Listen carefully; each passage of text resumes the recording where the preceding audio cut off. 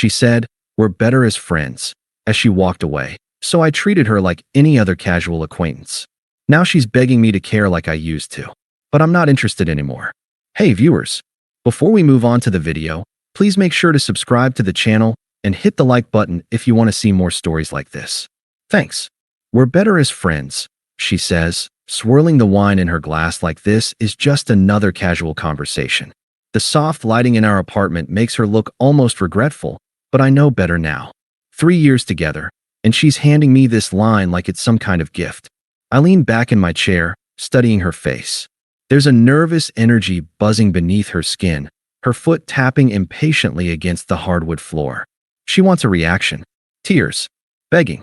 Maybe even anger. Anything to prove this mattered. Okay, I say. If that's what you want. Her eyebrows twitch. That wasn't the script. You're just too much sometimes, she continues, words tumbling out now. I need space to breathe, to figure myself out. The way she says it sounds rehearsed, like she's been practicing in the mirror. I nod slowly, watching as she shifts uncomfortably under my silence. The clock on the wall ticks loudly between us. I'll always love you, she adds, reaching across the table to squeeze my hand. Just not like that. Her thumb rubs circles on my skin, that old comforting gesture that used to mean something. Now it just feels like she's trying to soothe her own guilt. The apartment smells like the dinner I cooked us an hour ago, garlic and herbs still lingering in the air. I wonder if she planned this breakup before or after she finished eating my food. I get it, I say, sliding my hand out from under hers. My voice sounds calm, even to me. No hard feelings. Her face does something complicated then. A flash of irritation, maybe even disappointment. She wanted a scene. Wanted to be the one walking away from tears and pleading. Instead, she's getting indifference, and it's throwing her off balance. You're taking this really well, she says, accusation creeping into her tone. I shrug. What's there to take badly? You said we're better as friends. I believe you. The wine glass clinks as she sets it down too hard. It's just, I expected you to. I don't know. Fight for us. Now I almost laugh. You're breaking up with me and mad I'm not arguing about it. Her cheeks flush. This isn't how this was supposed to go. She wanted to be the strong one, the one who walked away with dignity. Instead, I'm the one sitting here perfectly composed while she fumbles for control. I just thought what we had meant more to you, she mutters, going for the low blow. It did, I say simply. But I'm not going to beg someone to stay who wants to leave. The silence stretches between us, thick and uncomfortable. She opens her mouth, closes it again. I can see the gears turning, trying to figure out how to regain the upper hand in a situation where she suddenly realizes she might have miscalculated. Finally, she stands up abruptly, chair scraping against the floor. I guess that's that then. I guess so. She hesitates, waiting for me to say something else, to give her the emotional payoff she came here for. When I don't, she grabs her purse and heads for the door. I'll text you. She throws over her shoulder, already reaching for the handle. Sure, I say. Take care. The door closes with a quiet click. I sit there for a long moment, listening to the hum of the refrigerator, the distant sound of traffic outside. Then I pull out my phone and order a pizza. Because fuck it, I'm hungry, and my life isn't over. Just different. The first text comes 3 days later. Hey, can we talk? I wait until after lunch to respond. Sure, what's up? The typing bubble appears immediately, lingers, disappears, then comes back. I just miss you. This feels weird. I sip my coffee, watching the words sit there. I know what she wants. For me to say I miss her too. That this is killing me. That I've been staring at my phone waiting for her to reach out. But the truth is, I haven't. Yeah, breakups are weird, I reply. Her response is instant. Are you okay? Like really okay? I can almost hear the frustration in her words. She needs me to not be okay. Needs this to have wrecked me the way it's clearly starting to eat at her. I'm good, I say. Went hiking yesterday. Weather was nice.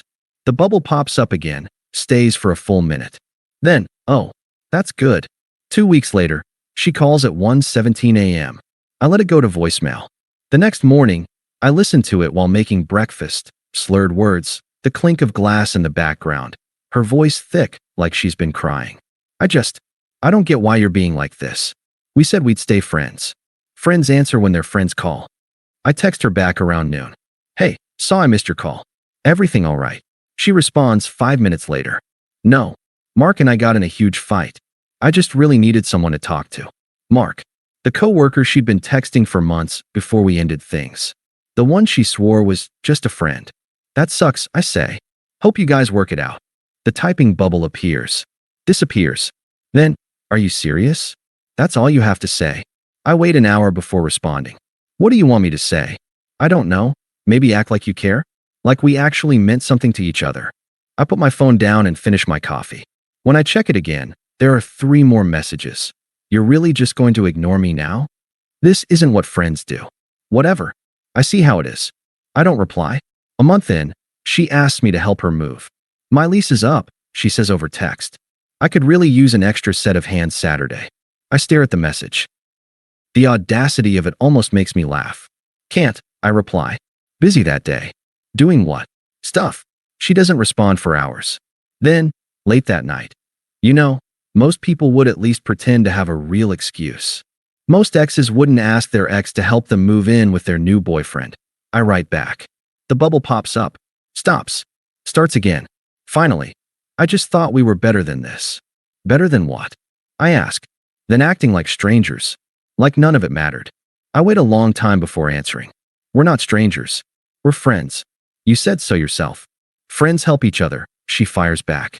Friends also respect when someone says they're busy. I reply. She leaves me on read. The text's slow after that. Occasional check-ins. How are you? That feel more like probes than genuine concern. I answer politely, vaguely, never giving her anything to latch onto. Then, one night, the dam breaks. I can't do this, she writes. You're so fucking cold now. It's like you're a completely different person. I stare at my phone, considering my response. Finally, I type, nah, I'm the same. You're just seeing me from a different angle. What's that supposed to mean? It means friends don't get the same version of me that you did. You wanted a demotion. Congrats, you got it. She doesn't reply. But I know her. Know that silence is just her regrouping, trying to figure out how to regain control of a game she no longer understands the rules to. And I know, eventually, she'll try again. Because people like her always do. The first time she really loses it is over a missed birthday. Her text comes in at 8:03 a.m. on what used to be one of the most important dates on my calendar. You didn't even say happy birthday. I wait until after work to respond. Oh shit, is it today? Happy birthday. Her reply is immediate. You never forgot before. I can picture her face, that wounded, disbelieving expression she gets when reality doesn't bend to her expectations. I used to hate that look. Now it's just irrelevant. Sorry, I type. Been busy. 3 dots appear. Disappear. Then, Mark forgot too. I spent the whole day alone. Oh, there it is. I don't answer. The calls start in week 6. First, it's just late-night drunk dials, slurred voicemails I delete without listening to. Then midday calls I let go to voicemail.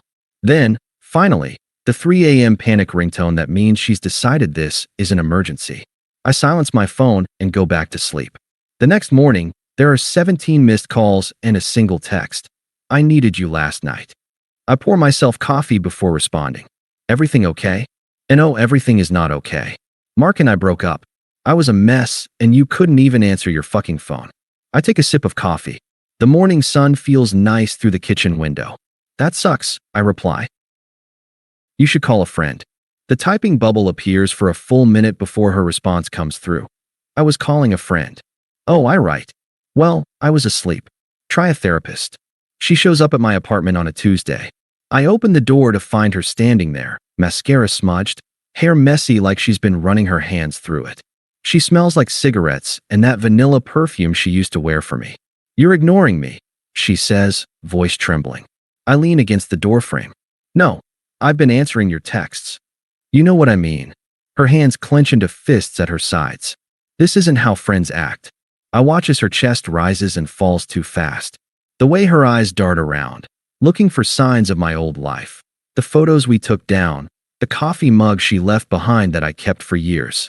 All of it gone now. You're right, I say calmly. Friends don't owe each other midnight crisis calls. Friends don't scream at each other for having boundaries. Friends don't show up unannounced demanding emotional labor. Her face twists. Since when are you such an emotionless robot? Since you told me we were better as friends. I cross my arms.